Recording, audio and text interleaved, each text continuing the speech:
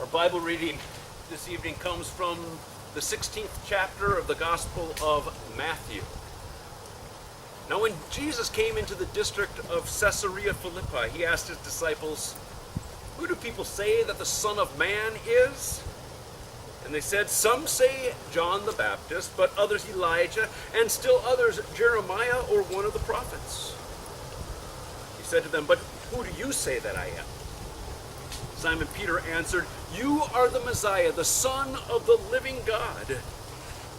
Jesus answered, "Blessed are you, Simon, son of Jonah, for flesh and blood has not revealed this to you, but my Father in heaven.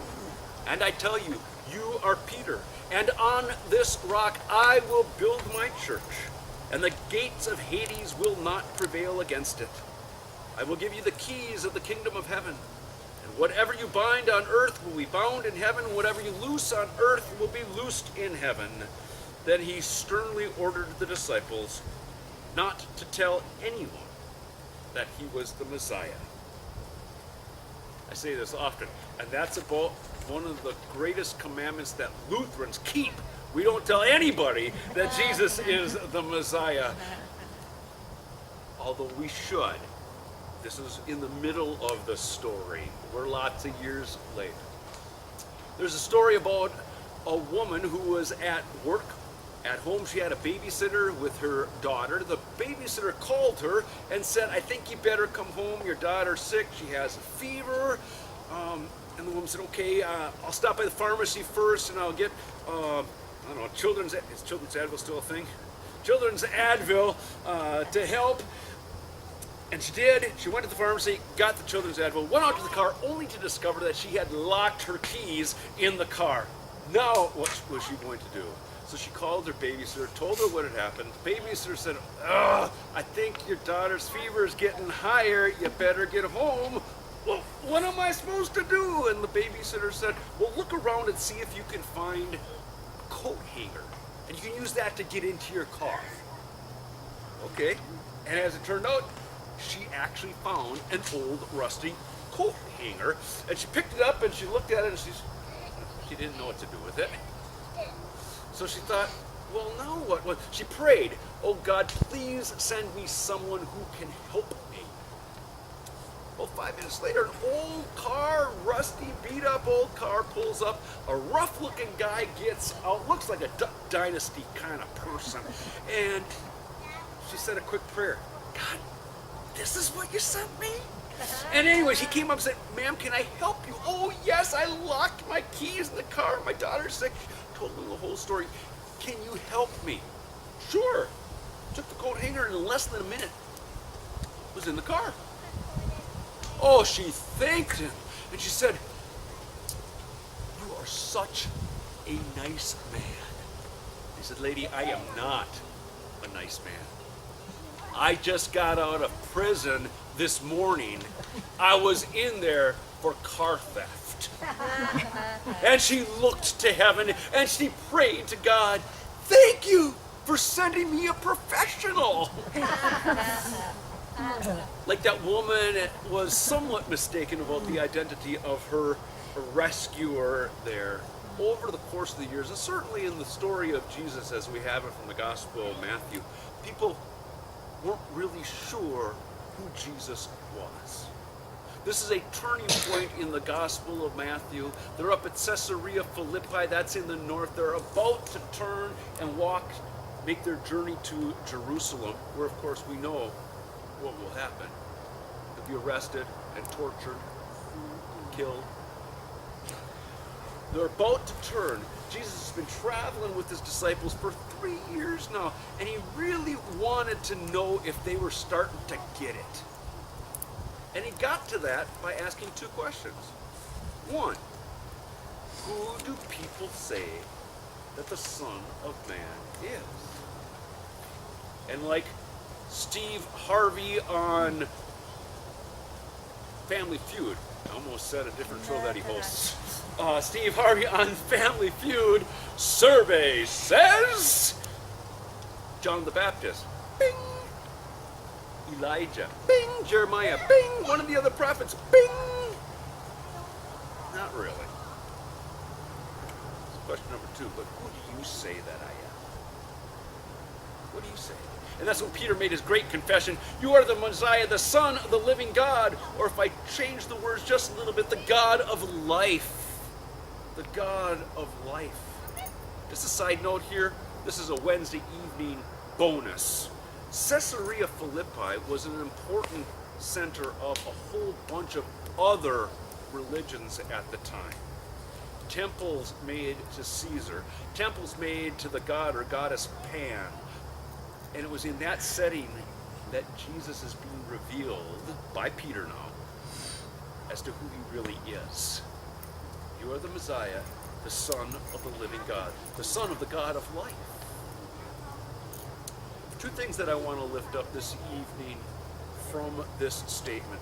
First of all, you are the Messiah, the Son of God, the Son of the living God, the Son of the God of life. That is for you and for me to experience even today. Life. True life, abundant life, meaningful life. Jesus says, whenever you're feeling down, lonely, come to me, all you who are weary and heavy laden, and I will give you rest. But that rest that he gives us isn't so that we can always sit on the pews and just sit and watch. It's so that we can engage in meaningful life. Life. Jesus is the Son of the God of life that is for you whenever you need that. If you're feeling lonely, depressed, discouraged, overworked, overwhelmed, uncertain, if you're walking through the shadow of death, the God of life is for you. The second thing that I want to lift up this evening about this text, not only is the God of life for you, but this text gives us, the churches, and that's us, gives us our marching orders. You hear what Jesus said after he said who he was, after Peter said who Jesus was, and then Jesus returned and said who Peter was, you are the rock, and on this foundation, I will build my church, and the gates of Hades will not prevail against it. Hades in biblical times was different than hell, as we would call it in 2017. It was the abode of the dead. It was the abode of darkness. Jesus said that the church's mission is to storm the gates of Hades. Oh, I didn't exactly read it there. Maybe you didn't exactly hear that. But Jesus used warfare language. He said the gates of Hades will not prevail against the church. The gates are a defensive structure. If Hades is on defense, the church is on offense, right? And the church's mission is to bring light and life to that abode of the dead, that abode of darkness. That's our job. Wherever we see darkness, wherever we see oppression, wherever we see prejudice, wherever we see hatred, wherever we see intolerance, we are to storm those gates, because that's lifelessness and that's darkness, all of it. We're to storm those gates, and Jesus promises the gates of Hades shall not prevail. This little over 2 weeks ago, I was up in Duluth for a goodbye party for someone, you probably know Lars Anderson, a goodbye party for Lars Anderson, a young man who I've known from Camp Hiawatha and Vermilion for about 5 years now. He was on his way to be the church and to storm the gates of Hades, bringing light and life in Palestine, in Israel, in the Holy Land, as he was beginning, well, he's there now, he was beginning a year-long volunteer service with one of our ministries called Young Adults in Global Mission. He was being the church. 3 days ago, 4 days ago now, Gail brought our daughter, Katie, to the airport where she was about to begin a year-long opportunity of service in being the church and storming the gates of Hades in Denver as she began a year-long stint with Urban Servant Corps, another one of the ELCA ministries, as she's doing battle against the darkness of homelessness for youth. She's working with youth, I think ages 14 to 21, who are homeless. Living in the darkness of homelessness, lifelessness of homelessness. She's being the church. You and I are called to be the church and to battle darkness and lifelessness wherever we find it. I read an email today from one of our partners in Galveston, Texas. And when I say one of our partners, I'm organizing service projects for the 300 to 400 people going to the National Youth Gathering next June from our synod, Northeastern Minnesota Synod. So I'm organizing those servant projects. I'm working with people on the ground in ministries there. Got an email from her today thanking us for our prayers for all of them. She's personally doing okay. Her neighbors, she say, to the north, and by that I'm interpreting it to mean the mainland. Galveston's an island, but the mainland is in rough shape.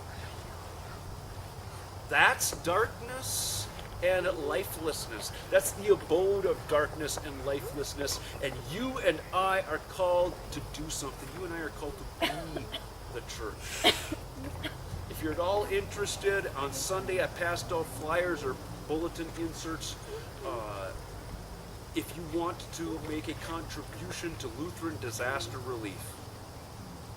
And that all goes down to our partners in the Gulf State Synod, I think it's called, Gulf Coast Synod. Bishop Michael Reinhardt is there. That's a way, that's a concrete way that you and I can be the church and bring life and light to a dark place. That's going to be, as you know, you watch the news, that's going to be a long-term thing. And I'm proud, but not too proud because I'm Lutheran, but I'm proud of our Lutheran church because we'll be one of the first there and we'll be the last to leave. Hands down, that's how we operate. And it's going to be but that's how we can be the church. That's my point. Bringing light and life to the world. Once you and I have experienced that light and life in our lives. You are the Messiah, the Son of the living God, the Son of the God of life. Let's be the church.